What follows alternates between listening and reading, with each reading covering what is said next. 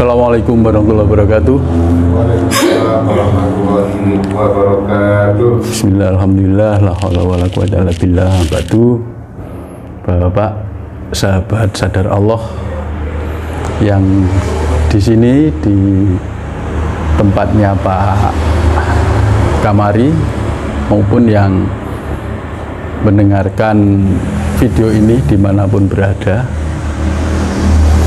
marilah kita sebelumnya bersyukur pada Allah, syukur yang betul-betul ikhlas ya. Ya, bersyukur itu kapan bersyukur? Ya di sini ya.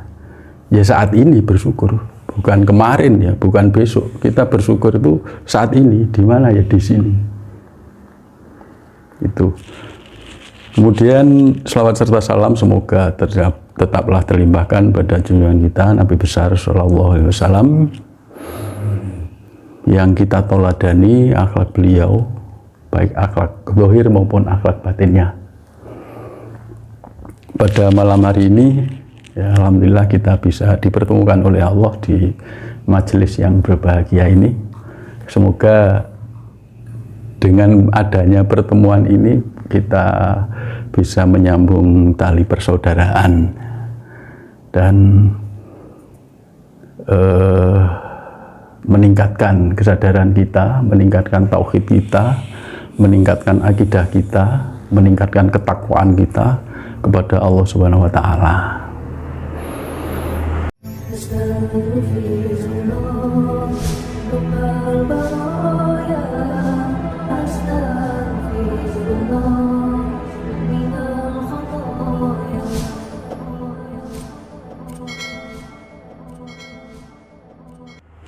Oke.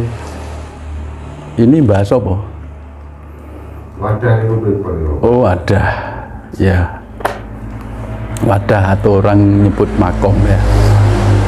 Jadi wadah itu tidak dipengaruhi oleh faktor nasab, faktor keturunan dan lain-lain. Karena yang mulia di sisi Allah adalah siapapun yang takwa, ya, siapapun yang sadar menjalankan perintah Allah. Itu. Jadi setiap manusia itu lahir itu punya wadah yang sama. Ya. Rasulullah mengatakan bahwa setiap orang itu lahir dalam bentuk fitrah. Kalau di Islam bayi lahir muslim kabeh.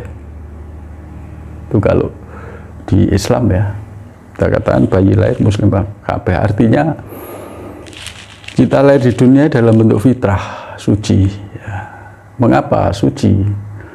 Karena sebelum kita lahir, kalau kita lihat surat Al-A'raf ya, kalau nggak salah ayat 172 ya, dimana disitulah kita ditanamkan keimanan kita oleh Allah, kita ditanamkan kemarifatan kita oleh Allah, dan itu tidak akan pernah hilang. Ya, itu tidak pernah hilang. Allah mengatakan, bukankah aku Tuhanmu? Ya. Nah, kita menjawab, benar ya Allah, engkau Tuhanku. Itu Al-A'raf 172, kalau salah ya mohon dikoreksi. Jadi itulah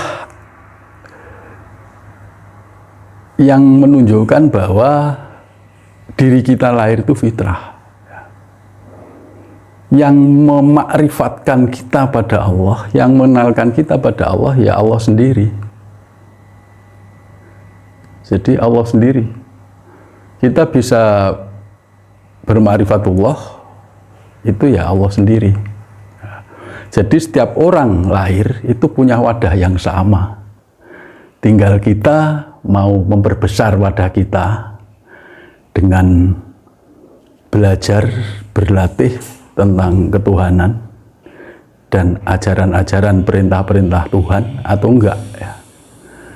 Kalau kita nggak mau belajar, nggak mau berlatih, ya hanya segitu-gitu aja. Ya. Maka akhirnya muncullah godaan-godaan dari sekitar kita. Kita jadikan A, jadi B, jadi C, jadi Nasrani, jadi Majusi, dan lain-lain. Itu sekitar kita. Lingkungan kita terdekat adalah keluarga kita, orang tua kita. Kita lahir tahu-tahu jadi Islam kan? Karena lahir di keluarga Islam. Kalau lahir di keluarga Kristen, tahu-tahu jadi Kristen. Lahir di keluarga Hindu, tahu-tahu Hindu. Nah, itu. Jadi ibarat wadah kita sekarang masih kelas 1. Ya kita mesti diberi pelajaran oleh Allah, pelajaran-pelajaran kelas 1, dan itu kita harus belajar. Kok yang ngasih pelajaran Allah? Ya, kalau kita lihat surat Al-Alaq ayat 45 ya, kita akan menemukan situ Allah lah yang mengajari manusia. Jadi kalau Allah yang mengajari manusia, Allah yang mengajari kita, berarti guru kita siapa? Allah. Guru kita Allah. Hanya kita nggak sadar, kadang-kadang nggak sadar kalau kita punya guru sejati, mursyid sejati, yaitu Tuhan kita sendiri. Dalam Islam kita sebut Allah Subhanahu wa Ta'ala. Ini kita diberi pelajaran terus-menerus. Pelajaran tertulis kita umat akhir zaman ya di Al-Quran itu yang tertulis. Yang enggak tertulis ya, yang dikatakan ayat-ayat kauniyah ya, itu ya yang kita alami sehari-hari jagat raya ini, itu pelajaran. Jadi kegiatan kita sehari-hari, kejadian-kejadian sekitar kita, lingkungan kita, alam semesta, itu adalah ayat-ayat Allah.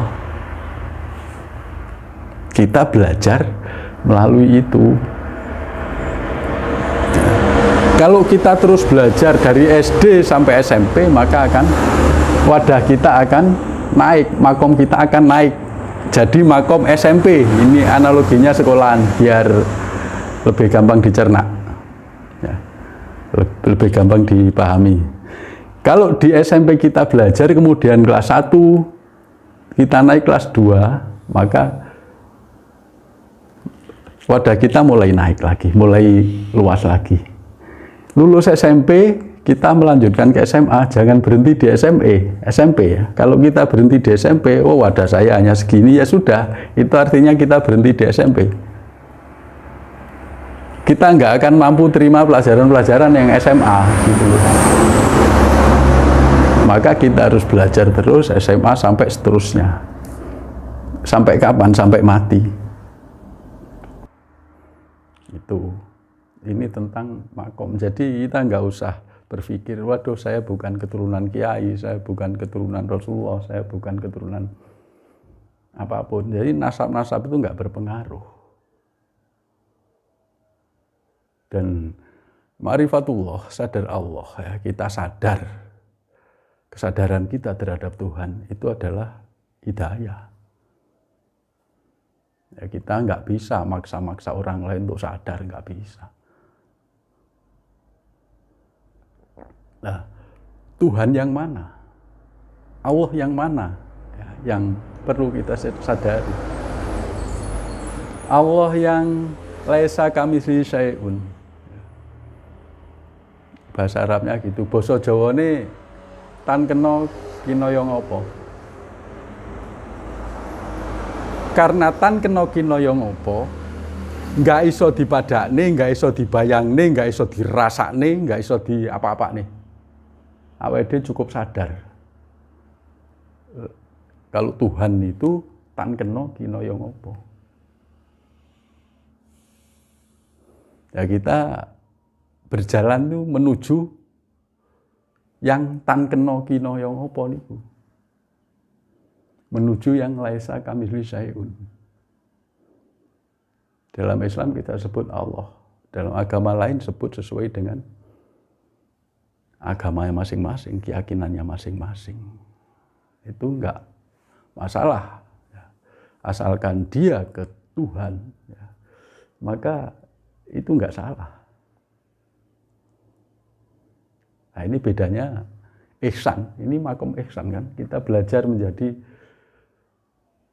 orang yang bermakom ihsan.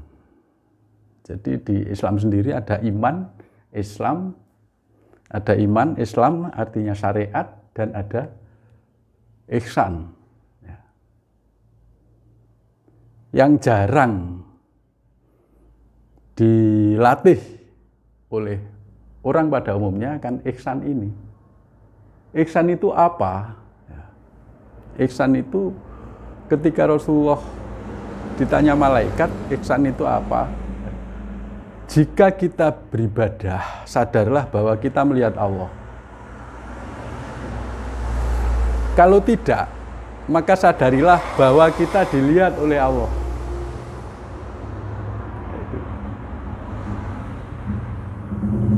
Beribadah itu apa? Beribadah itu seluruh aktivitas hidup yang diniati karena Allah, kemudian tindakannya karena perintah Allah. Itu namanya ibadah. Contoh, saya berdagang. Saya berdagang. Berdagang itu mesti punya amanah. Amanahnya apa? Bisa keluarga, bisa pelanggan. Ya. Saya berdagang, wis aku tak berdagang, saya akan berdagang niatku krono Allah. Hanya karena Allah. Tapi dagangnya mergo golek duit. Berdagangnya karena cari uang. Niatnya bener. Tapi ketika berdagang karena cari uang. Jadi ada Allah, ada duit. Akhirnya akan ada dua. Ada Allah, ada duit. Nah, ini yang kita hindarkan. Yang lurus ke Allah,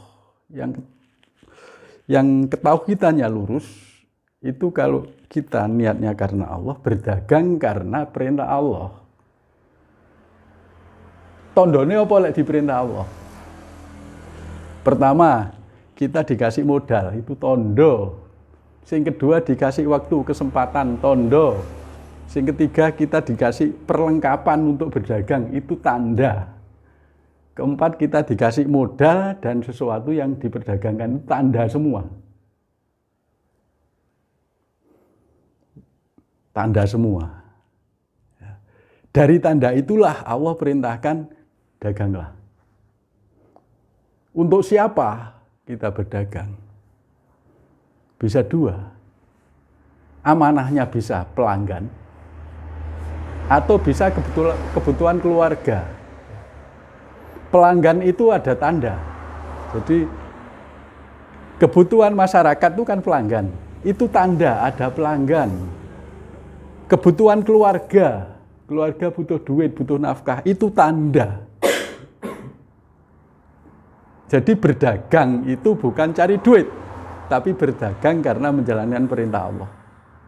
Itulah yang disebut ibadah.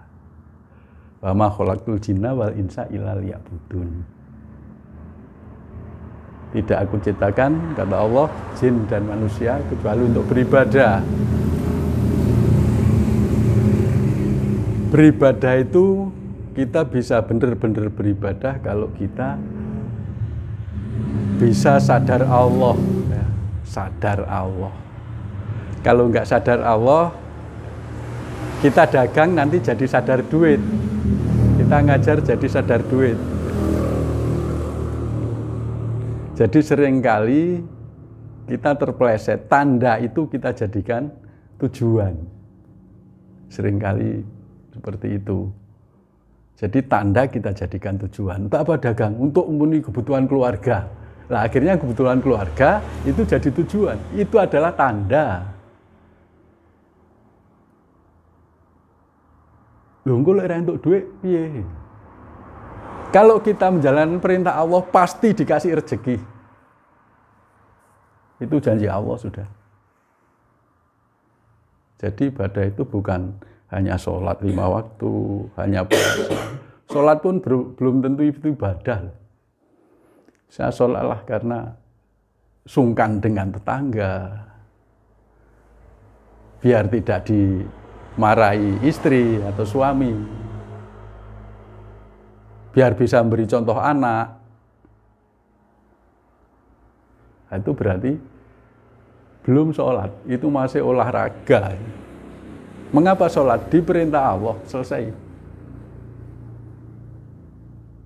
Tandanya apa? Sudah waktu azan, sudah azan.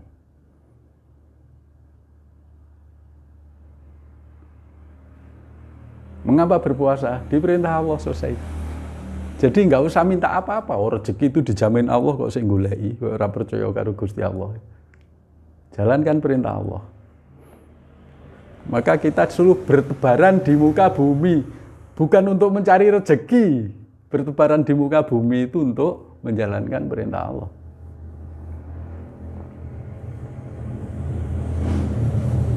Nah ini, jadi itu semua bisa dilaksanakan kalau kita sadar Allah. Kita sadar terhadap Sang Pencipta yang maha besar, yang maha meliputi, yang maha suci, yang maha segalanya. Sadar itu. Sadar Allah. Basa tasawufe ma'rifatullah. Jane sakjane awake dhewe dilairne ning donya iku kon mengenal sing menciptakan, kon mengenal sing membuat kita ini hidup. Suruh mengenal. Nah, kalau kita memakai bahasa sadar Allah, suruh sadar. Sadar akan Allah yang menciptakan kita. Allah yang menghidupi kita. Allah yang perjalankan kita, memberikan nafas, memberikan dohir, memberikan batin, memberikan rasa, memberikan kesadaran, memberikan pikiran, memberikan akal, memberikan emosi, memberikan nafsu. Kita harus sadar itu. Allah yang memberikan semuanya. Jadi kalau kita berzikir nafas menuju Allah, itu jangan berhenti pada pemberian itu, gitu loh. Pikiran itu pemberian kan? Jangan berhenti pada pemberian. Jangan berhenti pada pikiran. Rasa itu pemberian bukan? Pemberian. Asalnya dari apa? Dari Allah, ya. Pemberian Allah. Maka jangan berhenti di rasa. Bablaslah mencapai yang memberi. Oke, yang dipakai ilmu kesadaran. Kesadaran. Ya, kesadaran. Ya. Tanpa sadar, sabar, tanpa sabar tidak bisa. Tidak bisa, harus sadar. Sadar dulu. Sholat bagus, tapi kalau tidak sadar belum bagus. Belum bagus. Jadi sadar itu pondasi. Pondasi kita harus kuat dulu. Ya. Kalau pondasi kita lemah, ya bangunan kita akan cepat roboh. Itu. Jadi kalau dalam bahasa tasawuf, awaludin ma'rifatullah. Dasar, pondasi awal orang beragama itu adalah mengenal Allah. Ini yang harus dikuatkan. Pondasi kalau nggak mau pondasi. Iya. Pondasinya harus kuat. Beragama itu pondasinya harus kuat. Pondasinya apa? Ya sadar Allah. Itu pondasinya. Jadi untuk sadar Allah kita harus tidak berhenti pada pemberian Allah, tidak berhenti pada ciptaan-ciptaan Allah, baik dalam diri kita yang zahir maupun dalam diri kita yang batin. Rasa bagaimana? Kita lewati. Kita harus menuju pada yang memberi rasa sejati. Jiwa pemberian Allah, jiwa gimana? Kita lewati. Rasa atau jiwa atau yang lain itu hanya alat. Ya, hanya alat. yang menyadarkan kita bahwa kita harus jalan terus ya, menuju Allah, menuju zat, menuju yang Maha Tunggal, menuju yang laisa kamitslihi syai'un, menuju yang tan kena kinaya ngapa, sing ngakarya jagat, sing ngukir jagat, sing nguripi awake dhewe.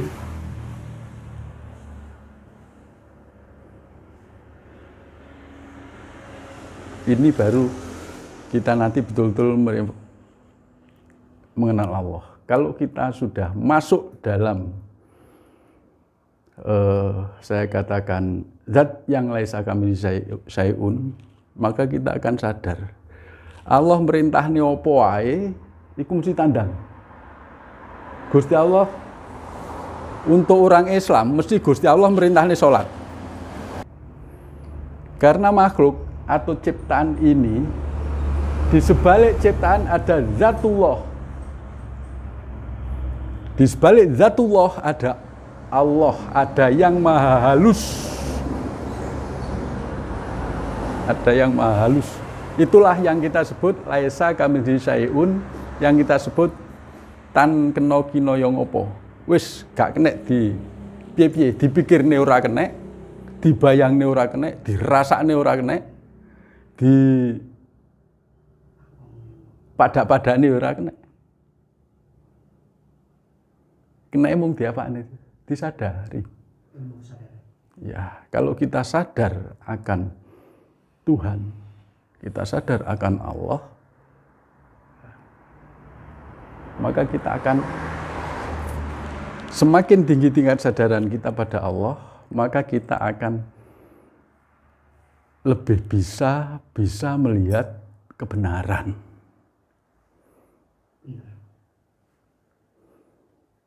Kebenaran yang dari Allah. Contoh, biyen sholat wah tak sholat ben apa ben mlebu swarga. Setelah sadar Allah, oh tibake sholat iki ora ben mergo mlebu swarga, sholat iki mergo menjalankan perintah Gusti Allah. Ngerti, paham. Aku tak sholat hajat lah, sholat apa yang pagi-pagi itu? Tahajud. Bukan, sholat duha. Biyen iki wis usum, sholat duha ben rezekimu akeh. Jadi enggak ikhlas. Ndak ikhlas. Ya. Jadi sholat mergo rezeki. Kalau dulu saya nggak tahu, setelah sadar Allah tibake kurang tepat. Sholat karena apa? Karena diperintah Allah selesai. Kita sholat duha itu bukan karena rezeki. Ya memang fadilahnya Allah nguwahi rezeki lek diwehi. Itu fadilah, itu manfaat. Ora usah goleki ganjarane, ora usah goleki fadilah. Kuwi wis otomatis fadilah itu udah otomatis. Kita mencari menuju yang memberi, yang punya fadilah itu. Kejawen piye? Kejawen apik, sing penting lurus ning Gusti Allah. Lurus ning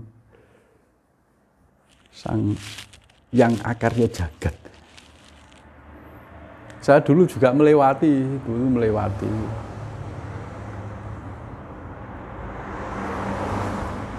Walaupun saya nggak belajar, tapi mulai awal saya kan hanya Allah saja. Liane gak enak. Tapi perjalanan saya dilewatkan seperti itu. Ora belajar kesaktian, moro-moro diwehi kesaktian di. Ora belajar kejawen, diwehi kejawen. Melewati. Tapi ya karena itulah saya bisa bicara ya. Karena enggak minta ini tadi. Akan dikabulkan. Jadi perjalanan saya 34 tahun melewati sing wis ngono-ngono kuwi lah. Tapi itu kan perjalanan kita ya. Memang harus kita lewati. Kita harus maju terus gitu loh. Kalau mau ke Jakarta ya harus terus arah Jakarta. Jangan balik lagi gitu loh. Sing balik ya wis. Itu adalah pelajaran dari Allah. yang pasti ada hikmahnya yang mengarahkan kita pada titik sekarang ini. Lek enggak liwat dalan ngono-ngono ku ora teko kene. Nah, itu. Jadi dalam ketauhidan wis ora usah nyalahne sapa-sapa. Endi sing diyakini, yakin iki dalanku menuju Gusti Allah, ya wis jalankan. Ya. Orang Islam itu seharusnya berspiritual. Sekarang itu jarang orang Islam berspiritual. Dan spiritual Islam itu ada di ihsan. Kalau kita berspiritual berarti kita sudah masuk ke makom ihsan.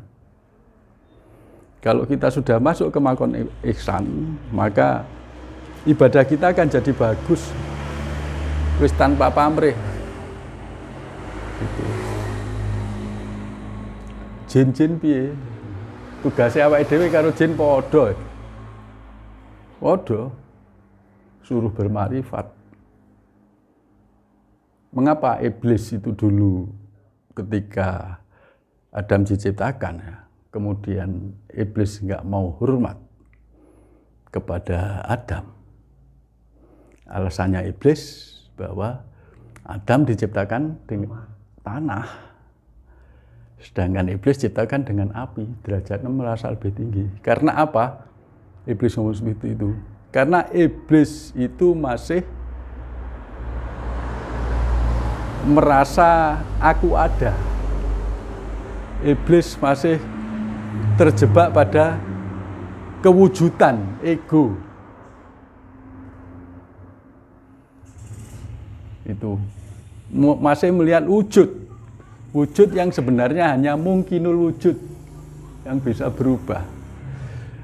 Cara dene sing ndelok jasad, tidak melihat Allahnya gitu loh. Akhirnya, tapi iblis juga masih bagus. Karena apa? Karena mau menggoda manusia, menjerumuskan manusia, itu juga minta izin Allah. Allah ACC ya sudah jalankan tugas sampai hari kiamat. Itu. Mengapa Allah memberikan tugas pada iblis untuk menjerumuskan manusia, untuk menggoda manusia? Awake dhewe pengen pinter bal-balan, dadi pemain sepak bola sing bagus, mesti golek musuh apa ora, Pak? Ya mesti golek musuh. Musuh ra enek golek rono. Saya kuat golek musuh sing luwih kuat, saya kuat golek musuh sing lebih kuat. Bulu tangkis tanpa enek musuhe apa iso dadi pemain profesional? Gak iso. Petinju tanpa cari musuh bisa enggak jadi petinju yang kuat? Enggak bisa. Manusia ingin bertauhid, ingin lurus ke Allah, enggak dikasih musuh, bisa enggak? Enggak bisa. Itulah ketika kita berjalan menuju ke Allah, banyak sekali musuh-musuh yang diberikan oleh Allah. Berupa masalah pribadi, ya, berupa rezeki yang berlimpah, berupa kekurangan rezeki, berupa apa, godaan iblis, godaan setan, godaan macam-macam. Itu sparring partner kita lah. Tujuannya apa? Allah menciptakan iblis atau menciptakan setan-setan itu agar ketauhidan kita semakin kokoh. Kita menjadi ibarat pemain semakin profesional, ben dadi juara. Jadi nggak usah membenci iblis, nggak usah. Itu urusan Allah. Iblis itu juga ciptaan Allah, itu juga zatullah. Jadi tidak usah. Dan tidak usah kita memperbudak makhluk lain. Wah, itu akan nyeret diri kita sendiri. Akan nyeret diri kita sendiri dalam kesengsaraan. Kalau kita sering bersekutu dengan jin, minta tolong ini, minta tolong itu, apa kira-kira jin nggak minta imbalan? Minta imbalan. Ya di dunia ini kita nggak, misalnya kita dibiarkan saja oleh jin. Tapi ketika kita sakaratul maut, ya tarik oleh jin, masuk dunia jin.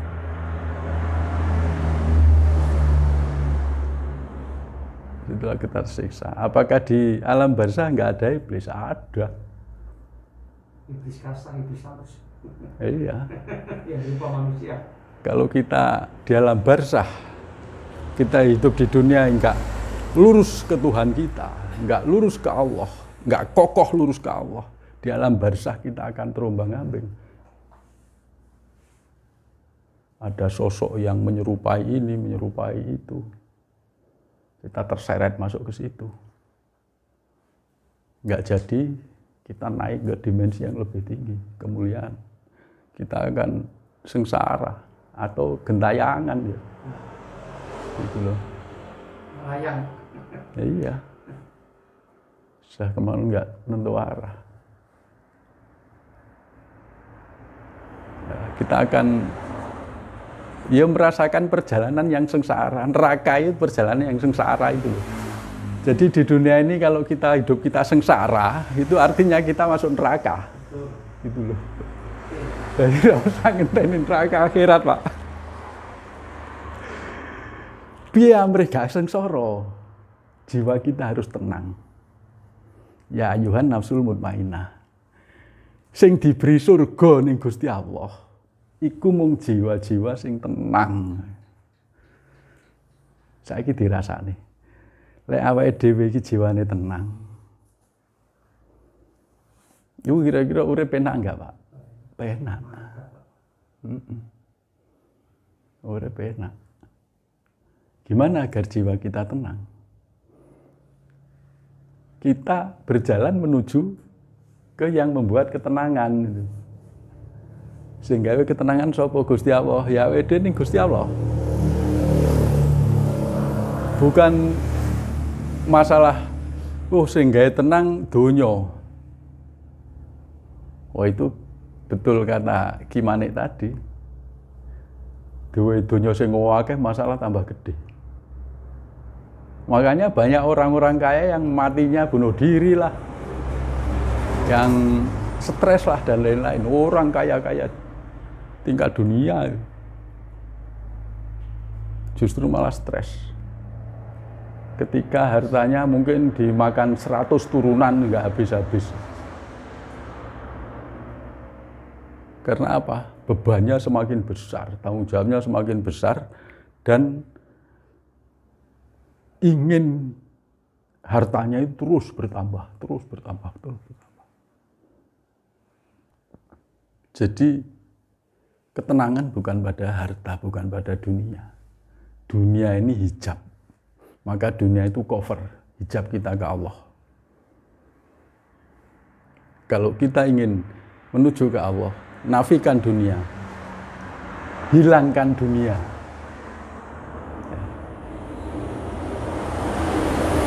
Jangan anggap diri kita itu ada, jasad kita itu ada.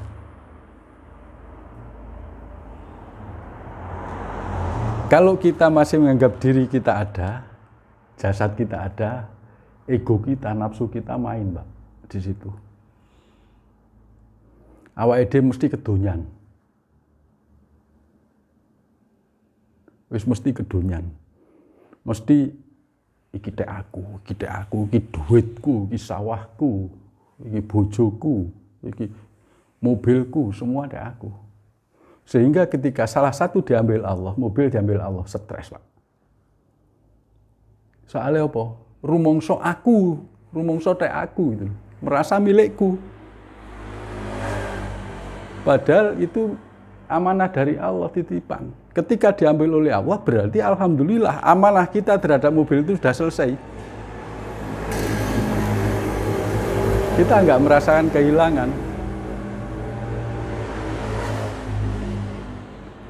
Koyok wis ngalami, wis Pak. Justru dari pengalaman ini saya bisa ngomong. Jadi semua tidak perlu diaku. Tidak perlu diaku. Saya awal-awal kehilangan sepeda motor. Kalau saya kehilangan sepeda motor, ya, kewajiban saya adalah melaporkan pada yang berwajib. Itu sudah perintah Allah, laporkan pada yang berwajib. Polisinya itu nggak percaya, Pak, kalau saya kehilangan sepeda motor. Lho Pak, jenengan masa kehilangan sepeda motor kok guyang-guyu ae yo. Itu. Jadi ya waktu itu sudah ada sih kesadarannya ini amanah Allah. Berarti ya amanahku sudah selesai, alhamdulillah. Oleh Allah dipindah pada orang yang lebih membutuhkan. Polisi nggak percaya Pak, tak lapori. Jadi pengalaman-pengalaman itu ada. Saya pernah mengalami, makanya terus iso ngomong. Kalau saya belum mengalami ya nggak berani Pak. Kita tidak dilatih untuk jargoni, iso ngajar, iso nglakoni. Tapi kita berlatih apa yang sudah kita alami, apa yang sudah kita lakukan, itulah yang kita sharingkan pada saudara-saudara kita, pada teman-teman kita. Jadi yang keluar dari mulut saya itu adalah yang pernah saya alami.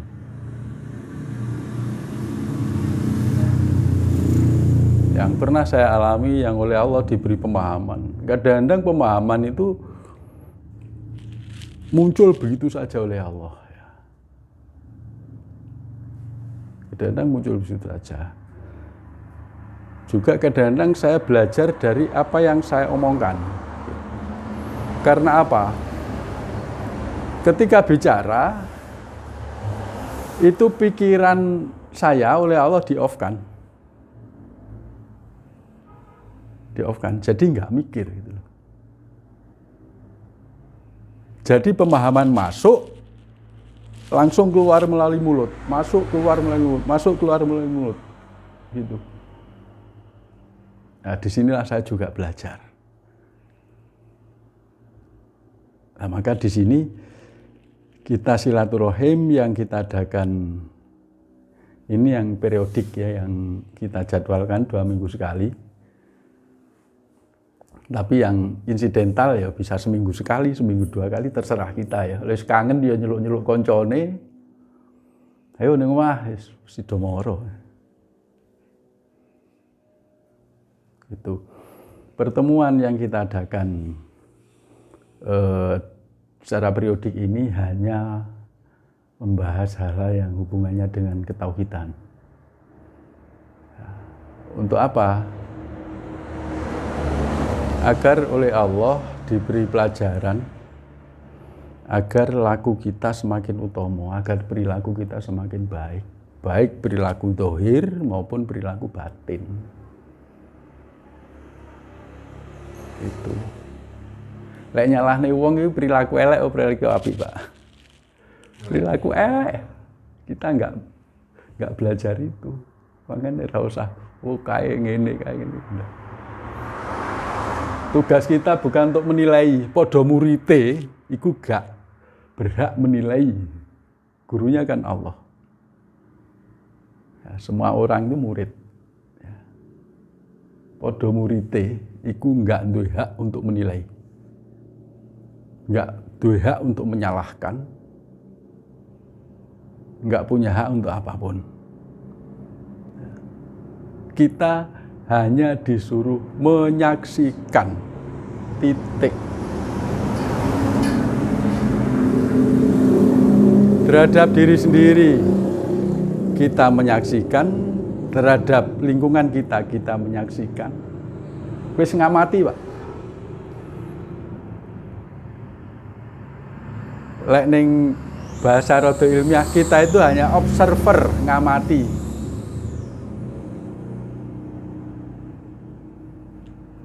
Hanya ngamati saja. Dan yang kita amati sebenarnya adalah permainan dari Allah. Kata Allah di surat Muhammad, surat Al-Ankabut, dan satu surat lagi apa itu surat? Nah, saya lupa. Dunia ini hanya senda gurau saja, hanya main-main saja. Di kampung akhiratlah tempat orang-orang yang bertakwa. takwa itu orang yang bagaimana? Orang yang menjalankan perintah Allah.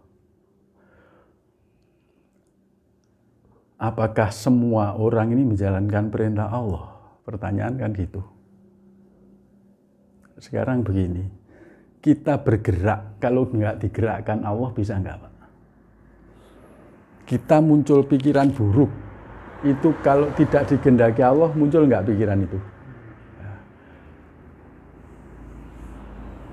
Kita ngomong, baik kejelekan maupun kebaikan, kalau nggak digendaki Allah, muncul nggak? Jadi tidak satu titik pun perbuatan kita, baik zahir maupun batin, yang jika Allah tidak mengendaki, maka itu tidak akan pernah terjadi. Jadi wong sing takwa apa sing manut kehendake Gusti Allah. Berarti semua orang bertakwa. Bener, Pak? Terus gimana? Betul ya? Semua orang bertakwa. Maka wajar enggak kalau semua orang nanti dapat kemuliaan di akhirat? Wajar. Jadi awake dhewe gak usah nyalane kono. Oh, kayak tukang judi ya wis. Ketika dia berjudi, dia akan merasakan kesengsaraan hidup, utang di mana-mana, ya itulah nerakanya dia.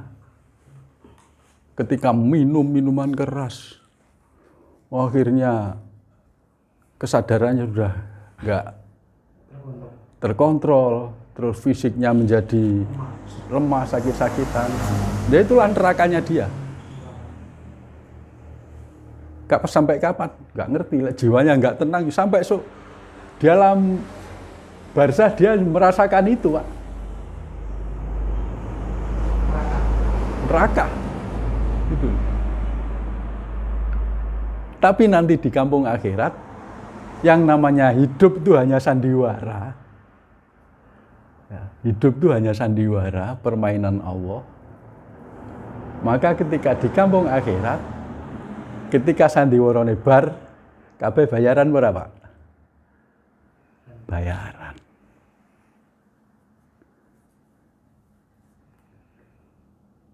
Bayaran. Jadi hidup itu ya tenang-tenang saja. Bedanya hanya ada yang nggak sadar Allah, ada yang sadar Allah. Sing nggak sadar Allah neraka, sing sadar Allah swarga. Kasarane ngono lah.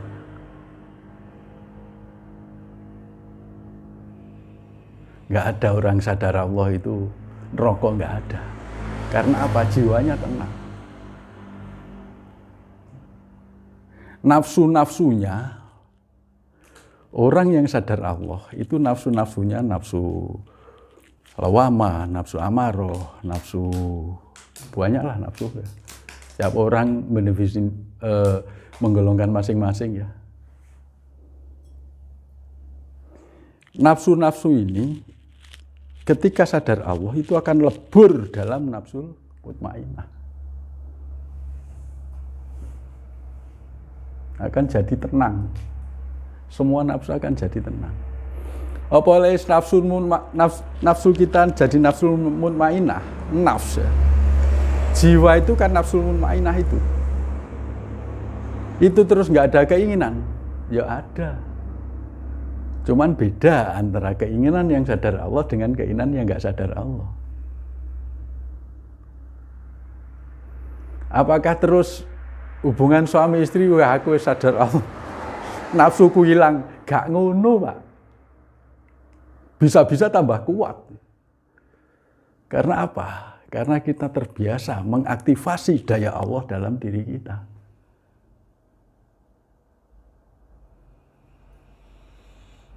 Akhirnya hubungan suami istri tambah harmonis, kondisi keluarga tambah harmonis.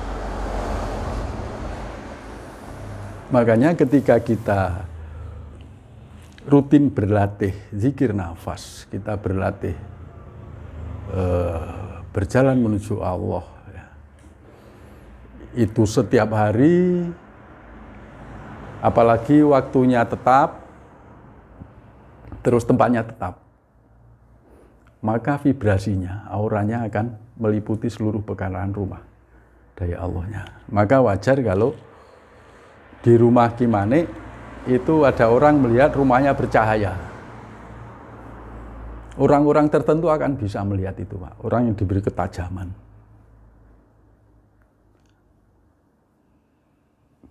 Kalau saya, yes, yang penting aku ninggone konco-konco, aku kerasan berarti yes, bagus lah. Aku gak kerasan kuwi sing perlu dievaluasi. Wis aku ndak bilang macam-macam. Kadang-kadang ya cuman ngomong, aku kerasane ram nggone sampean, Pak. Yes iku pertanda ya bagus lah.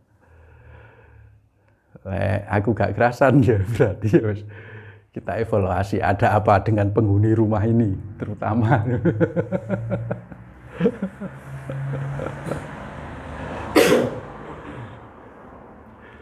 Itu. Jadi ya kita hargai, kita hormati teman-teman kita yang jalannya berliku-liku nggak sampai-sampai ya kita hormati. Yang jalannya tol langsung sampai kita hormati.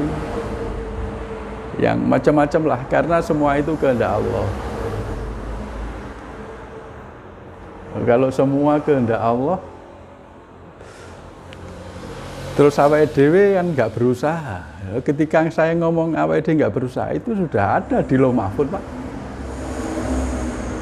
Suatu saat Mbak Bejo akan ngomong kita nggak perlu berusaha, itu ada. Ya kapan-kapan kita ngomong tentang Lauh Mahfuz. Ya. Skenario global, ya. Skenario Allah. Lauh Mahfuz itu skenario Allah. Skenario dari sandiwara. Mulai penciptaan sampai nanti kita betul-betul binasa kembali lagi ke Allah. Innalillahi wa inna ilaihi rajiun. Pada saat yang lain. Karena ya saya ingat 2 minggu yang lalu saya ngomong tentang pintu-pintu ma'rifatullah. Tapi nampaknya problemnya sekarang bukan itu. Jadi kapan-kapan aja. Yang keluar dari mulut saya bukan itu. Ya berarti Allah belum mengendaki gitu aja. Soalnya ngomong seperti ini spontanitas. Nggak dirancang, nggak direkayasa. Nggak dikarang-karang. Ya sesuai kondisi kita pada saat ini dibutuhkan ngomong seperti ini. Jadi ini kan proses kita belajar bersama-sama.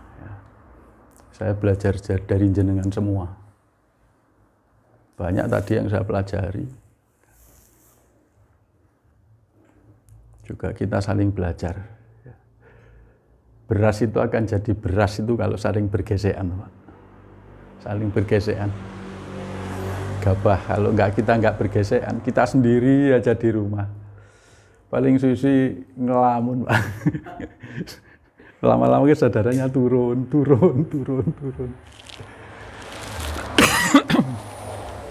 Ya itu. Terus, ya. Butuh proses kan? Ya, butuh proses.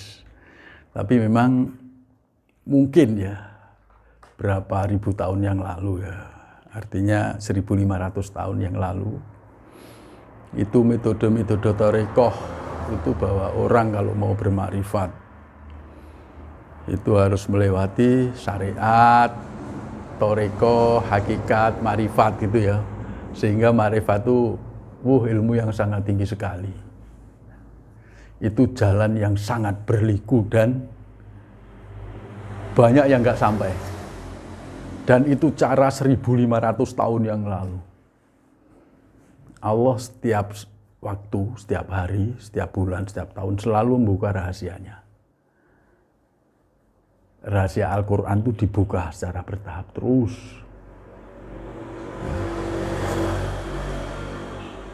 Sampai rahasia ketauhidan itu dibuka. Sehingga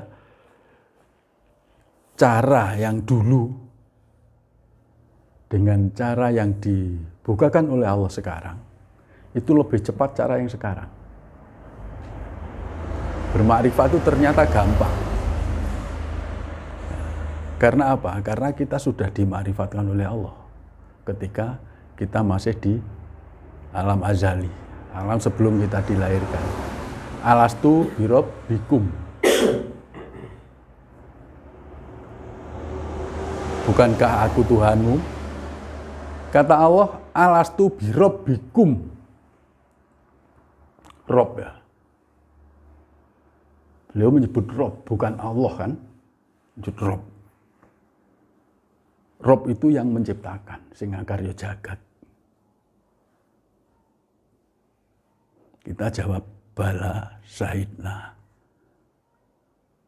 Betul, engkau Tuhan kami, engkau Tuhanku. Nah, itu mutiara yang tidak akan pernah hilang. Itu mutiara keimanan.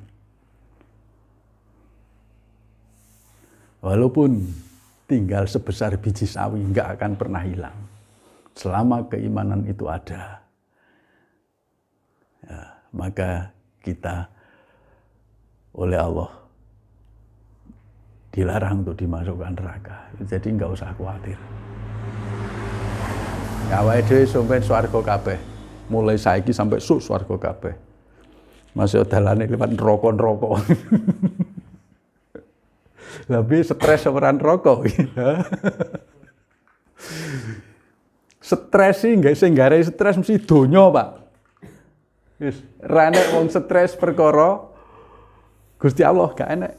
Sing gare stres mesti urusan donya.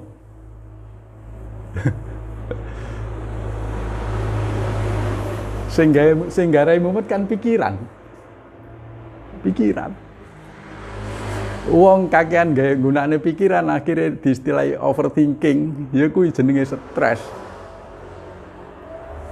Overload kakean pikiran, stres. Nyapa kakean pikiran penyebabnya macam-macam. Permasalahan hidup sehari. Terlalu dhuwur angen-angene. Dhuwur angen-angene ora perkara Gusti Allah, perkara donya. Nggak bisa mengendalikan akhirnya Stres. Coba donya dilepas. Blong. Kalau dunia tidak kita lepas, kita tidak akan pernah sampai ke Allah.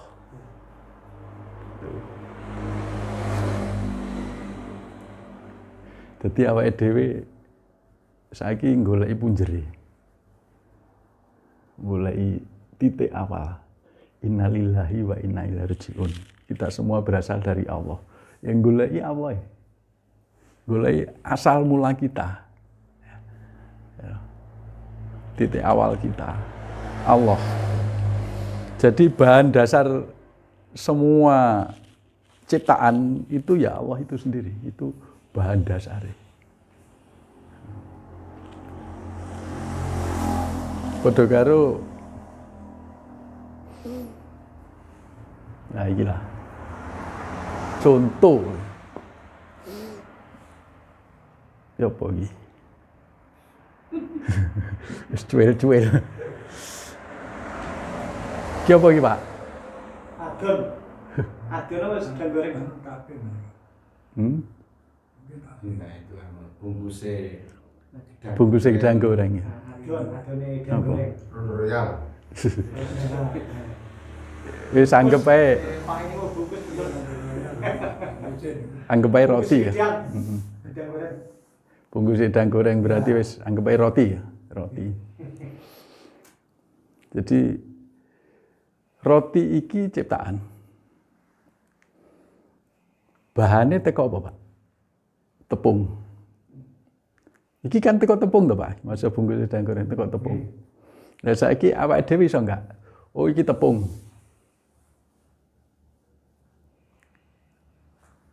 Mata kesadaran kita itu harus bisa melihat ini tepung. Kalau kita melihat ini tepung, berarti kita sudah melihat hakikat dari kue ini adalah tepung. Hakikatnya tepung. Tepung teko apa, Pak? Sawi. Teko wit sawi. Kalau kita bisa melihat bahwa ini adalah wit sawi, maka itulah makrifat. Dari ciptaan, hakikat, makrifat. Gitu. Jadi kalau kita melihat ciptaan ini adalah zat, itulah hakikat. Itulah hakikat. Kalau kita melihat ciptaan ini, iku mobil, iki omah, iki gedung. Ciptaan, Pak. Jadi kita masih tertutup oleh bentuk-bentuk ini, sifat-sifat ini tertutup. Ini kita fanakan. Kalau kita fanakan, kita akan bisa melihat zat. Padha karo kita, oh ini tepung, berarti kita melihat zat. Lah zat iki padha kabeh, Pak. Awake dhewe diurai, dilebur utawa diurai, dicur sak lembut-lembute. Pertama akan menemukan sel. Awake dhewe menungso iki ya, iki ketemu sel. Sel ini dilebur lagi, ketemu atom. Atau yang paling lembut, dilembutkan lagi, akhirnya ketemu zat.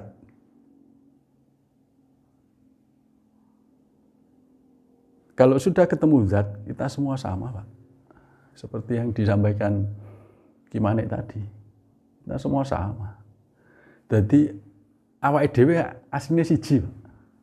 Gitu loh. Mangane wong Jawa ngomong sing diomongi karo sing ngomongi padha. Ibarat aku ngomong ning Pak Haryono, iku jane aku ya ngomong ning aku dhewe. Lah aku nyalahne Pak Haryono, aku nyalahne awakku dhewe. Jadi angin iki lek di lembune neh ketemu zat kabeh, zat ruangan ini, zat akhirnya kita apa, Pak? Enggak kita apa-apa. Awake dhewe siji. Ketemu zat. Ini pandangan hakikat. Tapi lek ditembus neh, diurai lagi. Awake dhewe tidak melihat zat, tapi melihat yang maha halus tadi, yang maha lembut, maka ketemulah diri Allah Subhanahu wa taala. Ya. Yang dikatakan Tuhan. Itulah makrifat. Lah, kita belajar sadar Allah, belajar kemana? Kita belajar, kata Allah, dimanapun kamu menghadap, di situ wajahku. Wajahku itu zat. Wajahku itu diri Allah. Aku hadapkan wajahku ke wajah Allah. Lek sholat kan ngono doa iftitah.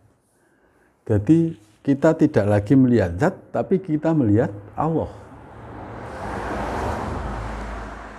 Itu. Kalau kita bisa menyadari sampai melihat Allah, melihat wajah Allah, maka otomatis perilaku kita akan berubah. Ada orang marah-marah ke kita, yang kita lihat Allah, bukan orang itu. Akhirnya kita jadi marah enggak? Enggak jadi marah.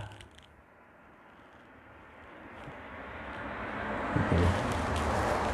Ada orang memfitnah kita, difitnah gini, yang kita lihat Allah. Akhirnya kita benci enggak pada orang itu? Enggak. Nah, disinilah perilaku kita berubah. Inilah yang dinamakan pondasi, Pak. Pondasi beragama, pondasi hidup yang dikehendaki Allah. Jadi kita kembali lagi ke Allah. Allah sudah menuntun sejak awal sebelum kita dilahirkan, sudah mengenalkan dirinya. Tapi basa lair awake dhewe lali. Karena apa? Karena godaan-godaan di sekitar kita. Itu. Nah, ini pengantar, Pak. Nanti kita sharing-sharing ya. ngobrol-ngobrol, sing gayengi ngobrol-ngobrole. Ki mau kan mung mengantar tok. Nggih, saya akhiri dulu. Mohon maaf. Assalamualaikum warahmatullahi wabarakatuh. Waalaikumsalam warahmatullahi wabarakatuh.